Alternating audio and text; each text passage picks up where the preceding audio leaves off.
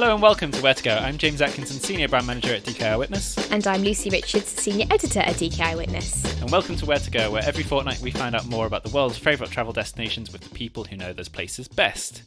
And today we are going to Canada. Yes, we are going to Canada. And James, I know for a fact you're very excited about this recording. I am very excited about this recording. I'm excited and living in fear as well, because we are going to Vancouver in British Columbia. Last year, me and my wife went on our honeymoon and went across the sort of a bit of the Pacific Northwest of America and Canada. So we went to Portland, we went to Seattle, and we went to Vancouver. And Vancouver was my favourite of the three cities. No offence, Seattleites or Portlandites. I love your cities too. And we did a bit of driving around the coast in America, which was amazing. But Vancouver is such a wonderful city. I had the best 4 days or so there. It's surrounded by mountains. It's surrounded by, you kind of get there and you feel like you're at the gateway of something. And I felt like I'd really shot myself in the foot, where I was like, why didn't I plan to go into British Columbia, go to Vancouver Island? You kept on seeing all these signs for all these various like different hikes and trails and tours and excursions that you could do. And I was in love with Vancouver and had an amazing 4 days, but I could have done with another week or so to like gone into British Columbia. So I'm very excited. I know. I have a horrible feeling though, James, that this is going to be a great episode, but also it's going to really frustrate you and make you want to go to all these places, because we have got a really great guest on today. We do. And it's someone who lives in Vancouver but is an expert about going out of the city and connecting with nature, seeing the best of British Columbia. So who is our guest today, Lucy? So we've got Steph Reynolds. So a love for the outdoors brought UK-born photographer and travel blogger Steph Reynolds to Canada in 2019. And since then, she's become a permanent resident, living in Vancouver and documenting her travels around British Columbia. She's passionate about making the outdoors accessible to all and inspiring others to get exploring. Perfect guest. So welcome, Steph. Welcome, Steph. Hello. Hi, both. Thanks for having me. Oh, it's wonderful to have you on the podcast. So as usual, we're going to begin with learning a little bit more about Steph, followed by the all-important recommendations on where to go and insider knowledge of Vancouver and British Columbia. Then we'll get on to Steph's tips and advice for travelling responsibly and safely in the great outdoors.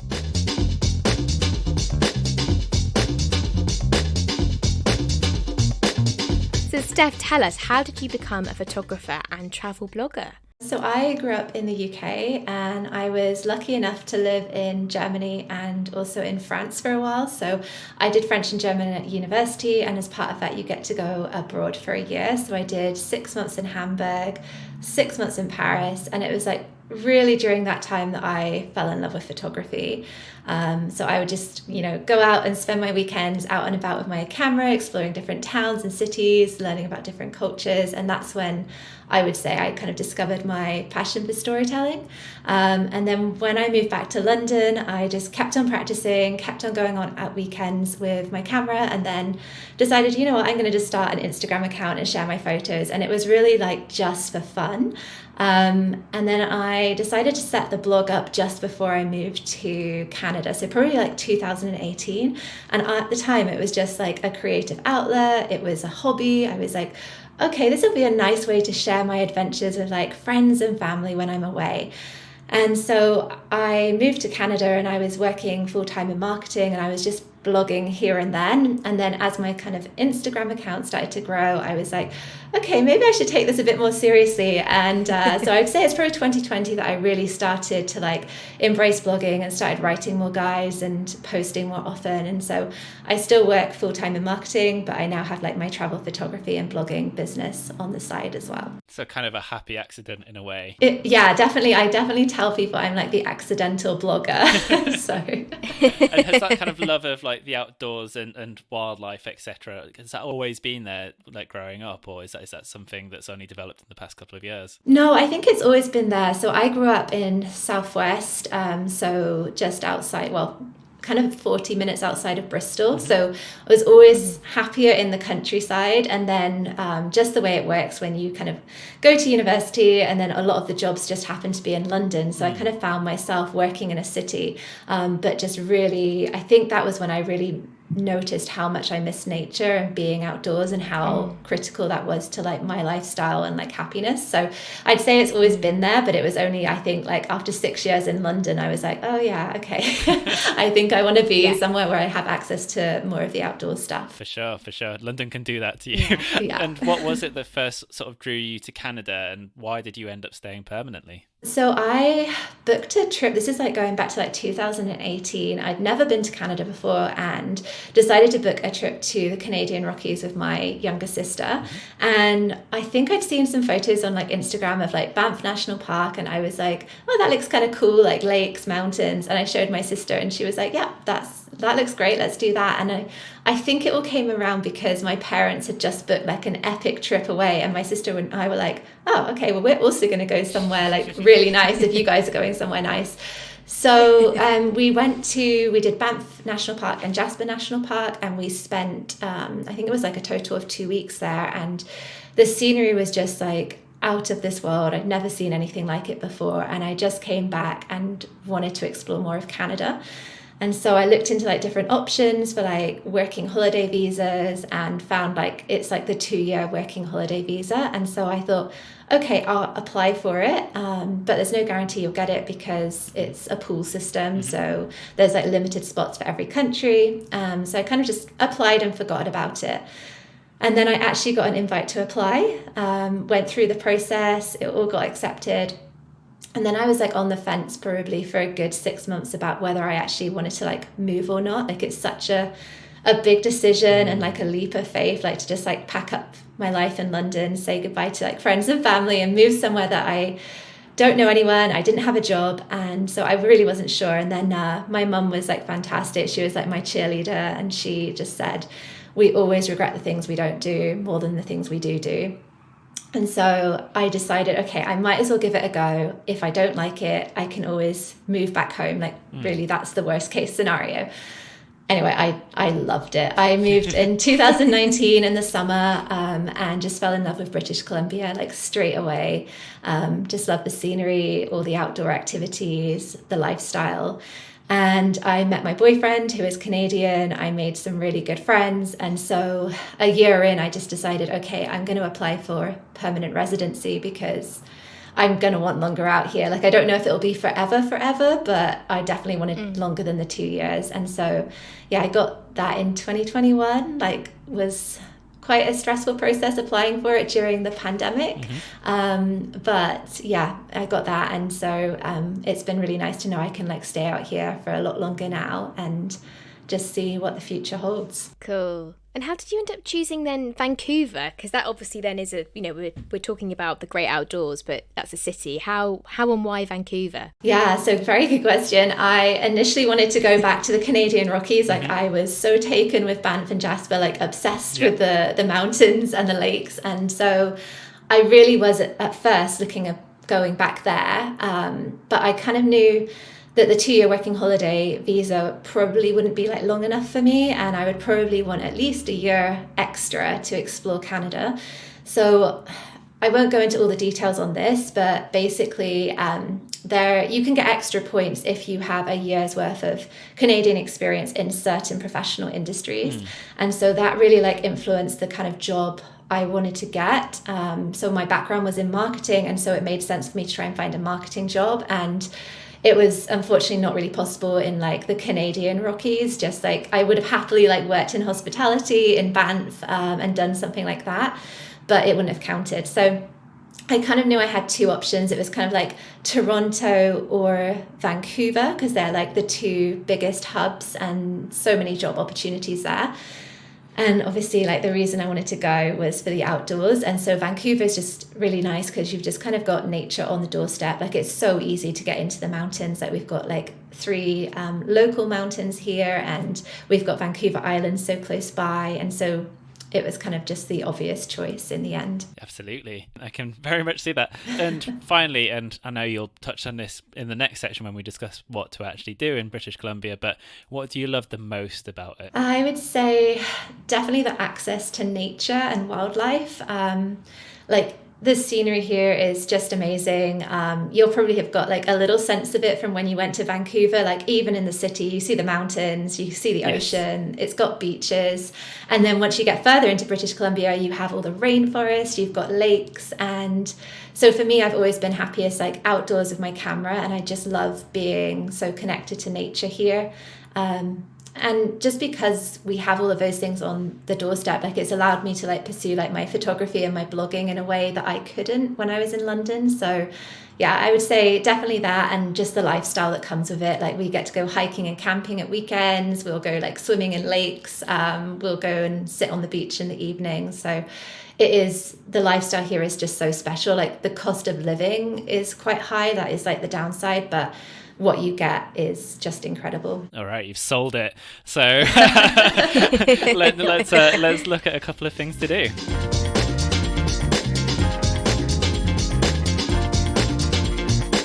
To kick things off, we're going to ask you, Steph, to give us a quickfire tour of British Columbia. We're going to name a few categories, and you have to suggest just one thing to do. So, are you ready and primed? I'm ready. Let's go. Great, let's do it. So, firstly, your favourite view. Oh, it is so hard to pick. I'm going to say Panorama Ridge. Panorama Ridge. Tell us about. I know we say quickfire, but a little bit of context you are allowed to give. Tell us about Panorama Ridge. So it is a hike. It's not too far from Whistler. So it's in Garibaldi Provincial Park, and it's quite a challenging hike. Like in total, it's like 30 kilometers round trip, but a lot of people split it into 2 days, and they'll like camp at the top and then come back down. But you go up the trail, and it's like a load of different switchbacks, so it's like a good workout. And then you'll reach these like beautiful meadows, and you walk through these meadows, and then you'll finally kind of reach the final bit, which is like the final ascent. And it is a bit of a scramble. It looks like when you're standing at the bottom, you're like, how am I getting up there? But it is actually doable. And once you reach the top, you have this amazing view looking over Garibaldi Lake, and it is so blue, like Gatorade blue, and it's just surrounded by all these like mountain peaks, and most of the time they're like covered in snow. So it's just like probably one of the most scenic views. It's a very popular hike for that reason. A lot of people try to get up there for like sunset, when you then see like all the colors changing, and it's just absolutely stunning. The clue was in the name. Yes, that's true. Yeah. Amazing. Right. I imagine this one might be quite tricky as well. Your favorite day activity? There's a lot. I would say thinking about like visitors, probably whale watching. There are a lot of tours you can do out here, and they take you out and see all these like different whales. And like from March to October every year, like we have a lot of migration, and just like where Vancouver is and just British Columbia, like we have like orcas, humpback whales, grey whales, minke whales. Like they all travel through the passage, so they're coming through like the Salish Sea up to the North Pacific. So amazing. That does sound incredible. Yep, I'm adding that to my list. And then your favourite thing to drink, Steph? So we do have like a lot of amazing craft beer here in BC, but I am not a beer drinker, so it is sadly wasted on me. So I would probably pick like for a local drink, like the Empress Gin, like any of their cocktails. Great. I don't think we've had gin before on a quickfire tour. Maybe not. It's like a very unique gin. So it's made over on like Vancouver Island. So it's made by like Victoria Distillers, and it's named after like the really beautiful Fairmont Empress Hotel on in Victoria. So that's, if you've ever seen pictures of it, it's like a very grand and majestic hotel. It's like hosted royalty, it's hosted celebrities. And so like the gin is inspired by that hotel, and it's like got butterfly pea blossom in it, and that's what gives it its like natural indigo color. So look it up after this, you'll see what I mean. Just like the bottle itself is just stunning, and then you can make all these incredible cocktails with it. Yeah, I'm definitely... We've certainly never had a gin. No, I'm definitely looking it up. It sounds amazing. I love gin. So moving on to your next thing. So your favourite thing to eat? Oh, can I pick two? Is that allowed? Or just one? Just one. Okay. It's really hard. So we get amazingly fresh seafood here in British Columbia. Unfortunately, I'm allergic to shellfish, so I can't eat any of the seafood, but the wild Pacific salmon that they get is just unreal. It's amazing. And I mean, all the fish is, but especially like wild Pacific salmon. And then on the dessert side, we have this thing called Nanaimo bars. So they were kind of named after a place on Vancouver Island called Nanaimo, and there's a lot of debate around their real origin, but they appeared in like a cookbook in Nanaimo back in like 1950s, and then they've kind of progressed since then. But it's basically like they are kind of 3 layers. So the first layer on the bottom is like sedimentary, and it's kind of just made with coconut, chopped walnuts, crackers. And then the middle layer is like a frosting, like with custard powder and like sugar and butter and all the naughty things. And then the top layer is just chocolate. So they just come in little squares, and they're so good. Wow. Imagine very, very useful for a hike as well, right? It's a nice treat at the top. Then finally, Steph, your favourite museum or gallery? I would say, though, there's a Whale Interpretive Centre, like a museum in Telegraph Cove, which is up on the north of Vancouver Island. And it's just an amazing place if you're interested in wildlife and the history of it. They have a very large collection of marine mammal skeletons. So they have like humpback whales, killer whales, porpoises, and also like bald eagles as well. And so it's run by the Johnston Strait Killer Whale Society. So there's a non-profit organization, and their whole goal is to educate the public and increase awareness about these animals and the history and the threats that they face. So it's really interesting. They have like loads of different boards in there with like education, like about the different species, about like all the whale hunting that happened like centuries ago. And then they have as well like this really cool chart that shows like all the different killer whales, and you can see like all of the different pods and learn about like the local ones that travel through the area as well. Great. Fantastic. So you can finish off your day of or weekend of whale watching Yes. with learning all about them as well. That's great.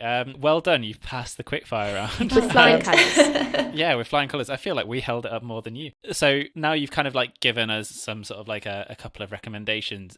Tell us a little bit more about some highlights in British Columbia, which listeners just really shouldn't miss. Oh, I could be here all day. It's such a big province, and there are so many like different areas in British Columbia. So I guess maybe I'll just start with like Vancouver Island, because Vancouver Island has so much to offer. I think when people first like hear about it and they haven't seen it on the map, they think it's just like this really little small island just off of Vancouver, but it's actually this massive area and there's so much to see.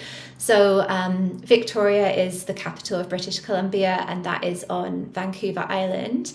And what I love about Victoria just being like an expat is like you can really see like the European and British influence just due to the history that they have. Like you'll walk around and see it in the architecture. They have so many gardens, like they're kind of known as like the Garden City, and the most famous one is Butchart Gardens. And then they have one of the largest Chinatowns in Canada. I think it's like the second largest in like North America actually. So it's a really lovely place to go for like the culture and the history. And then not too far from that is a place called Cowichan Valley, and that's like one of the wine regions of Canada. So they have all the rolling hills and just beautiful hiking trails and lots of artisan food and crafts. So if you like that kind of thing, that's a good place to go. And then we've got like Tofino. I feel like I couldn't talk about BC and not mention Tofino. So Tofino and Ucluelet is more on like the Pacific Rim on the coast. And Tofino is known as like the surf capital of Canada. So they have incredible beaches, lovely rainforests, and like all the surfers go there. The waves are incredible. So there's that. And then Ucluelet is not too far from Tofino, and it's got the Wild Pacific Trail, which is a lovely coastal trail. And I could go on and on about Vancouver Island, but I'll move on to another area, which is like the Sunshine Coast. And that's part of the mainland, but it does feel like quite separate. And as the name suggests, they do tend to get better weather. Like we do get a lot of rain in British Columbia. In summer, it's pretty good, but Sunshine Coast tends to be better for the weather. And there's loads of lovely coastal towns like that you can visit, and some hikes. It's got the Sunshine Coast Trail, which is like a hut-to-hut hiking trail that you can do. But they also have lots of inlets, and they like really remind me of like the fjords in Norway, if you've ever been there. So that's always really nice to see. And then there's like going more inland, there's like the Okanagan region, which is like the main wine region of Canada. And like what's really cool is like you go through British Columbia and like the landscapes just change so dramatically. You're in like lush rainforest, and then the next thing you're in the Okanagan, and it's like kind of more like desert landscapes. It's more arid, of course, for like wine growing it has to be. So that's really cool. And then the other area I'll talk to is like the sea to sky region, which is probably the area I've explored the most because it's so close to Vancouver. So it's like basically the highway kind of goes from Vancouver up, and it's like one of the most amazing drives in the world because you're just like traveling along the ocean and you see all the little like islands in the middle of the ocean, and it's just beautiful. And so you kind of go up that area, and that kind of takes you to Squamish, it takes you up to Whistler, and then further up to like Pemberton, which is where you'll find a lot of like the backcountry like hikes and lakes and things. Wow, that's just you need to travel guide. That was It's so hard when someone says like what are the highlights. I'm like, oh, there's just so much. Like you definitely need a few trips out here, I think. I'm listening to all this with so much regret as well, because as I told you before we started, I was in Vancouver last year, and I was doing it as a part of a US trip, so just like looped into Vancouver very quickly, and so much I could have done from there. Vancouver itself was amazing there, and one of the things I like that you touched on there as well is like all the wine growing, because actually one of the big surprises for me when I was over there is all the delicious like BC wine, which I just didn't know was a thing before. It was really, really great. So. yeah I was so surprised because you don't think of Canada as like a wine region. Like I've always thought like Argentina, like France, Italy, and California, I came over here, etc. But actually it's very underrated. They have some beautiful wines, so I think you're just going to have to come back and do more of a British Columbia tour. This is it. I've never left anywhere with like so much regret before. There's definitely like, I mean, as you say as well, I think you talked a little bit about that kind of like the blues of the waters and stuff, and you just can sense it when you're even in Vancouver and just can see the mountains around it. It's incredible. So yeah, and if you don't mind sharing with our listeners, we like to unleash a couple of secrets on this podcast and get underneath the skin of a destination. Would you mind sharing some of British Columbia's sort of best kept secrets and things that you might not see in every travel guide? Okay, I don't know how much of a secret this one is anymore, because I feel like with social media now, like people have probably seen it, but I guess you might not know if you weren't specifically researching for British Columbia. But we have an area in British Columbia called the Great Bear Rainforest, and it's the only place in the world where you can see the white spirit bears.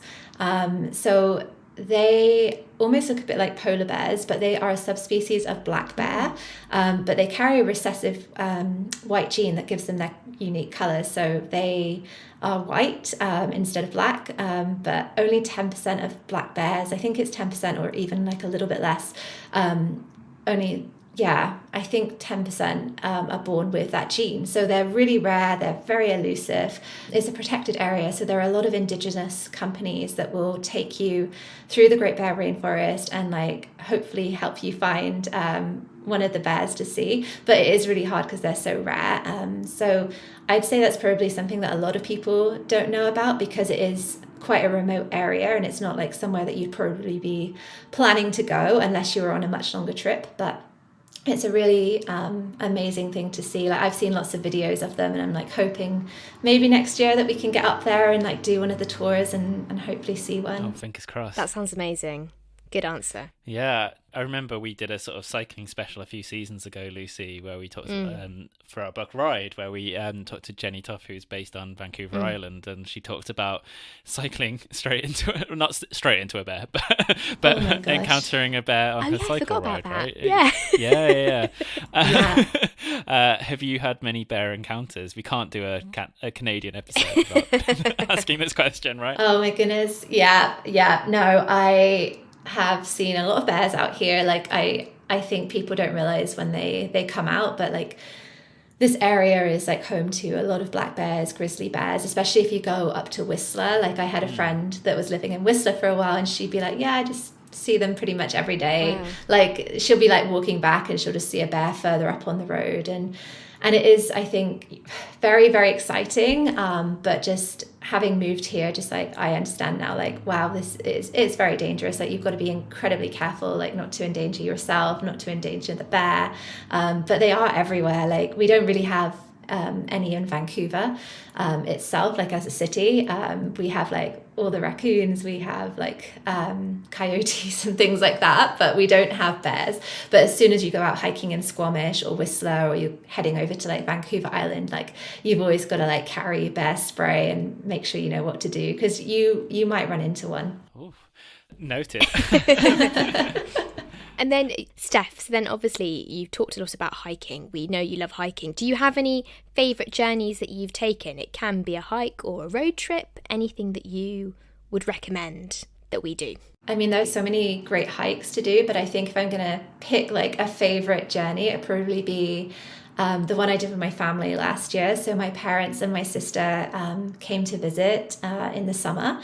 And my mum and sister had actually been out in 2019, just before it would have been September. So I had just moved to Vancouver and they came out, and my dad had to work. So he got left behind. They were like, bye, see you. We're going to Vancouver to see Steph. So they had booked to come as a family in 2020. Obviously, we know what happened, and so they didn't make it out. And so last year was the first opportunity for them to come, and so I planned a road trip from Vancouver all the way to Victoria on the island, and then out to Tofino. And so we had a few days in Vancouver, and then we went to Victoria, had a few days in Victoria, and then did the drive over to Tofino. And honestly, it was just such an amazing experience, getting to show them all of like these beautiful places that I have seen and explored, and kind of getting to see it all again and experience it all again with them. So that was really nice. We didn't have the best weather. It did rain quite a bit, but we just made the most of it, and it was really nice. And there's something about Vancouver Island in the rain as well. Like, it's that kind of moody West Coast vibes. And then we went back to Vancouver and had a few days in Vancouver and took them up to Squamish and showed them like that sea to sky area. So I think that's definitely like my favorite trip to date. It's very difficult when you're an expat, like you do miss your family, and so all those like moments that you do get with them just are so much more special and like meaningful. So yeah, I think that's definitely the best one. And I say to everyone, like, if you're coming to Vancouver, make sure you take some time and do like the drive over to Vancouver Island, and do like, you get on a ferry, and that's beautiful in itself, and then drive Victoria to Tofino, because it is an amazing drive. I'm just living through so much regret right now. There's no regrets. You just, it's a good excuse to come back. I'll be back.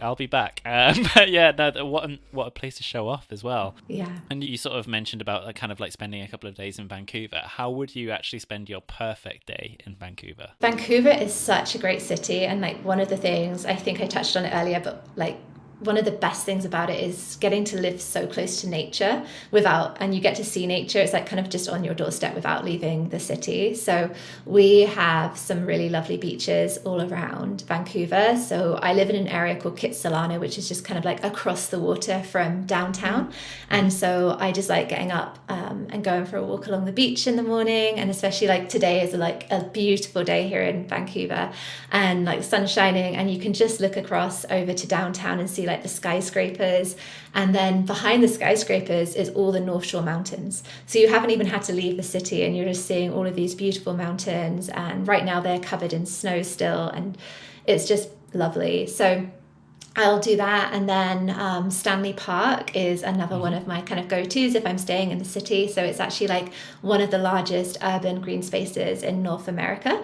And so you can walk around like Vancouver Seawall, and that's a beautiful site, and you just can see some of the little lighthouses.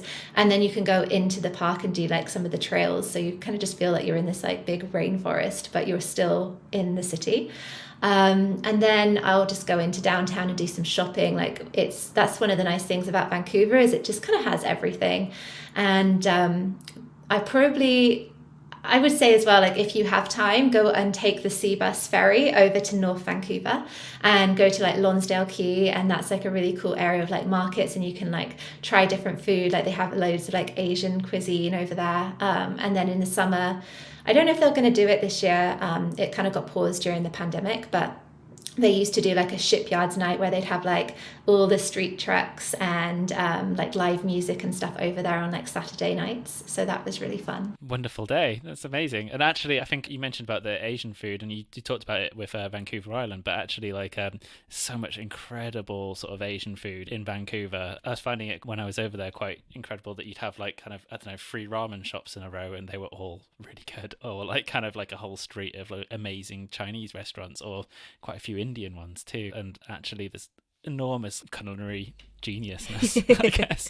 Yeah, and even like in Vancouver, like you've got like Chinatown, and it's just lovely to go there, and like if you're like cooking certain recipes, like go and get the fresh ingredients. Like they have everything there, stuff that you'll never find in supermarkets, and it's just really fun just to walk around and like see the different styles and like the different cultures there.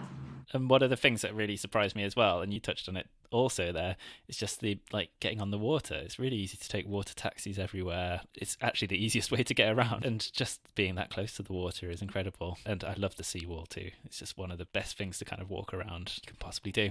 Anyway, I'm going to stop gushing because we are going to move on to our next section where we talk a little bit about Vancouver, present day, and a few things that are on the horizon. Unimaginably large, Canada's untamed wilderness consists of shimmering glaciers, dramatic ocean vistas, and forests of fiery maple trees. And while diverse cities like Vancouver, Toronto, and Quebec each have their own unique character, you're sure to receive a famously warm Canadian welcome in all. Whatever your dream trip to Canada entails, your DKR Witness Guide ensures you experience all that the country has to offer. Get your copy wherever you get your books, or find it via the link in our episode bio.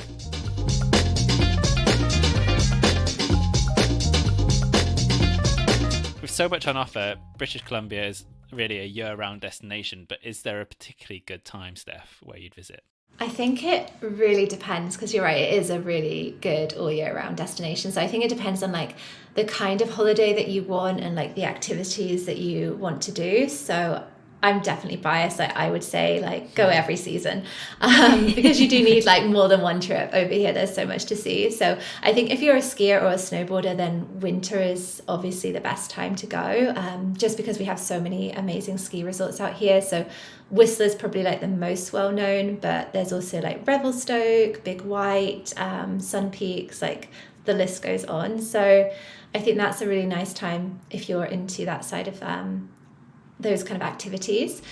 But spring is also lovely. Like it can still be quite snowy, like often the snow is still like in the mountains. I did a hiking trail last weekend and thought it would be fine, and realized I should have taken like my spikes and my poles because there was snow everywhere in the mountains. So you know, that's still there. And then we get a lot of rain in Vancouver. So like the springtime can be a bit hit and miss, but it's also when all the cherry blossoms come out. And it is such a pretty sight, because in Vancouver, we've got like over 40,000 cherry blossom trees. And there's like 50 different types. They bloom at different times. And so the streets and parks literally turn pink. So if you think about like wisteria, hysteria in London, it's like the equivalent of that here when they come out. So yeah, that's pretty amazing. And then summer, I would say, is like probably the best time to come if you want to experience like everything that British Columbia has to offer, because you can do the hiking, you can go camping, you can do your road trips. Like the weather is usually pretty good, like, you know, and summers here are something else because of all the outdoor activities that you've got. So like I remember my first summer here, and we were like going on road trips, we were doing day hikes, we were going swimming in like alpine lakes, and I just remember like pinching myself and being like, how is this my life? Like this is this is surreal. So I'd say like if it's your first time to British Columbia, probably summer or autumn, because the weather's still pretty good. It's a bit cooler for like hiking, and it's a bit quieter. And they absolutely love Halloween over here. Like it is big compared to the UK. Like I remember my first role, like they did a whole thing at work for Halloween. Like it was like a production planning. So yeah, they have like pumpkin patches and like everything like that. So it is like a really nice time to come as well. So I don't know if that really answers your question. Like I said, I'm definitely biased. Anytime. Yeah, anytime. Cool. I think it's a great answer, frankly. So instead, this season, we're asking our guests whether they can share tips on how travellers can explore more responsibly. So do you have any advice for listeners planning to travel to British Columbia? Yeah, that is a great question, especially because we get a lot of visitors that come to British Columbia to explore the outdoors naturally. But you need to remember it's like a very delicate ecosystem. And so I always tell people, research, learn about leave no trace principles. Like they are a set of guidelines to help you enjoy the outdoors more responsibly and helps you like minimize your impact on the environment and on wildlife. So, you know, we always say like try and leave like the outdoors in a better state than you find them. So you need to respect like local wildlife, you need to pack out what you pack in, dispose of your waste properly, and just always be prepared because like the weather can change quite quickly out here. Like we said, you can come across wildlife, and so just making sure you're really prepared and just know what to do in those situations, because it is quite a different place. And especially if you're going to some of the more remote places in British Columbia, then you need to have like certain gear where you might not have like signal, for example. Like make sure you do the research basically. And then the other thing I always say is like try and support like the local businesses and like try and book tours with like the Indigenous companies. Like they have a wealth of information. They are incredible storytellers, and you'll get a much more like authentic experience, and you just know that you're putting your money like back into that community as well. So they do, like I said, they do the tours up in like the Great Bear Rainforest, but they also do a lot of like the whale watching tours in Vancouver and Telegraph Cove. And also like Victoria as well. So any kind of wildlife experiences, I'd say like try and book with them, because the stories that they can tell you are just so fascinating. Are there any good resources for that? Sorry to put you on the spot. Yeah, so I would have a little look at like Indigenous BC. Like they have a list of like all the different tour providers, and they also have like loads of information on like the history of the different Indigenous communities, because there are so many. So yeah, Indigenous BC is a really good one. And then you can also look at Hello BC, which is like our main tourism website. And again, they've got a whole section all about Indigenous tours that you can book in different areas. Great. Fantastic. That's really, really helpful. And so aside from kind of like leave no trace and trying to respect the environment, are there any other tips that you would give to potential listeners wanting to get out and explore the wild in Vancouver? Yeah, definitely around the wildlife side. So we are very lucky here in British Columbia. Like I said, we have an abundance of wildlife, and it can be very exciting for like visitors to see animals that they don't normally see. But I think that's the thing to remember is like they are wild animals. They are not like the safe domesticated animals that you might see when you're like hiking in the UK. So we're like talking about like bears, cougars, mountain lions. And so I say like you really need to research the hikes and the areas that you're going before you head out, especially if you're going hiking and camping and having that more like wild experience in British Columbia. So like there's a very high chance you're going to run into wildlife, and I think you just need to know what to do in those situations, because if you're coming from like the UK or Europe, there's like a good chance you've never experienced that before. And so I remember like when we first went to the Canadian Rockies, we actually had our DK eyewitness guide. That was the one we took with us. Nice. And it did talk in there about buying bear spray. And I'm going to just put my hand up now and say, like, I was so ignorant to it. Like, I'd never been anywhere like that before. And I just thought, we're only going on like a little walk around the town of Banff. Like, it's not like we're going backcountry camping. So I didn't buy it. And so there was one day when me and my sister were just like walking through one of the forest trails, like very close to the town. And I could see through the trees that all these cars had stopped on the road. And I just thought to myself, what have they seen? And so I got my sister and we walked out to the road. And as we came out, we saw a grizzly bear and her 3 cubs crossing the road. And I just remember thinking, oh, good thing that we didn't, run into them. So she'd obviously heard us talking and had decided to move them across. But then I moved to Canada, like, in 2019, and I'm hiking them with like Canadians and people who have like the experience, and like I realize now, like, wow, I put us in so much danger because I didn't have bear spray. And if for any reason she had decided I'm not going to cross, I'm going to turn around and confront us, like we would have been in so much trouble. So I think it's just like I think a lot of visitors don't realize like quite how severe it can be, and that you do really need to like take it very, very seriously. Make sure you've got your bear spray, make sure you know how to use it in a situation, because you just don't want to ever provoke a bear that like then attacks you and then you've endangered their life because they're then seen as a threat. So yeah, that would be like my biggest tip, is like just read up on it before you go. Like my sister still hasn't forgiven me for ever putting her in that situation, so yeah, hopefully one day it'll pass. But remember, bear spray, great tip. Thank you, Steph. That's really great advice. Finally, are there any events to mark in the calendar on the horizon? Yeah, there is always a lot going on, especially because it's such a big province as well. So I think the key ones coming up, like the cherry blossoms will be hopefully blooming very soon. And every year they do the Vancouver Cherry Blossom Festival.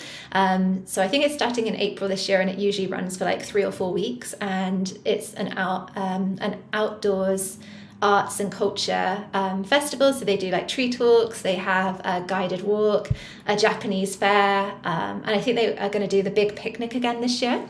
And then there's also the Okanagan Wine Festival. So there is one in spring and one in fall, or autumn, I should probably say. I get so used to saying like the North American words out here now. But they didn't get to do them the last couple of years. And so I think it's going to be very exciting this year. There'll be like a lot of different events and opportunities to like sample local BC wines and cuisine.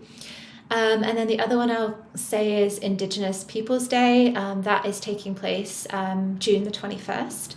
And that's like a very, very special day. There are often like so many different events across Canada to celebrate like the heritage and the culture and like the achievements of like different Indigenous communities. So just think like lots of storytelling, dancing, drumming, arts and crafts, and of course food. So that's another amazing one.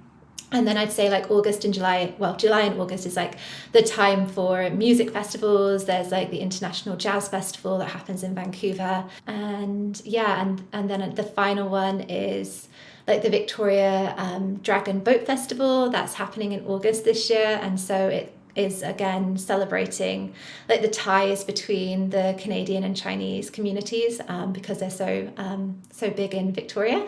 And so there'll be like the boat racing, but there's also like lots of entertainment and other activities as well. Fantastic. All right, schedule's up. That was brilliant, and what a lovely snapshot of British Columbia you've done for us there, Steph. That was fantastic. Really, really much appreciated, and you've been such a wonderful guest as well. Thank you so much, Steph. Thank you. Thank you so much for having me. Thank you so much for joining us.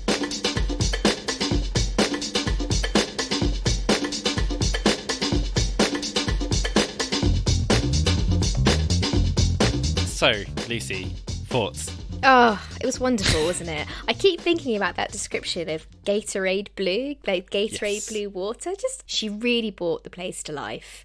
It was wonderful. Thank you so much, Steph. Yeah, thank you, Steph. As I said at the start of the episode, and throughout, kind of, it's a big regret that I didn't go further into BC. But even in Vancouver, the predominant colour really is like kind of blue. Like the amazing kind of like colours of the water there is completely unlike anything you see in the UK. Yeah. So yeah, I think, Steph, you kind of brought that back to life for me, and also really gave me lots of ideas for our next trip to BC. So thank you so much, Steph.